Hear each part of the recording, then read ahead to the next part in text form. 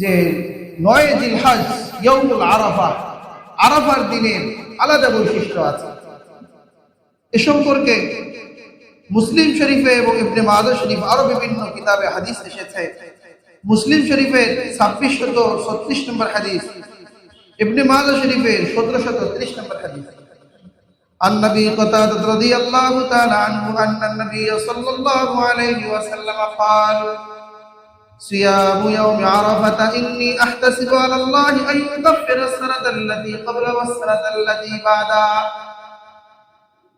আরাফার দিনের রোজা তথা জিলহজ মাসের ৯ তারিখের রোজা, নবীজি বলেন ইন্নী আহতাসিবু আলাল্লাহ, আমি আল্লাহ তাআলার কাছে আশাবাদী, আইয়ুকাফিরাস সানাতাল্লাতী ক্বাবলা, যে এই দিনে রোজা রাখার দ্বারা আমার জীবনের পূর্বের ১ বছরের গুনাহ মাফ হয়ে যাবে, ওয়াসসানাতাল্লাতী বা'দা, এবং আগামী দিনের ১ বছরের গুনাহ আল্লাহ তাআলা মাফ করে দিবেন। বলুন সুবহানাল্লাহ।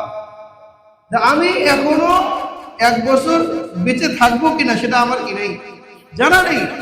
অগ্রিম ১ বছরের গুনাহ কি মাফ। তো যারা এই দিনে রোজা রাখতে পারবে, এটি একটি ইঙ্গিত বহন করে যে ওই ব্যক্তি আরো ১ বছর কি থাকবে, বেঁচে থাকবে, যেহেতু অগ্রিম গুনাহ কি হয়ে গেছে, মাফ হয়ে গেছে।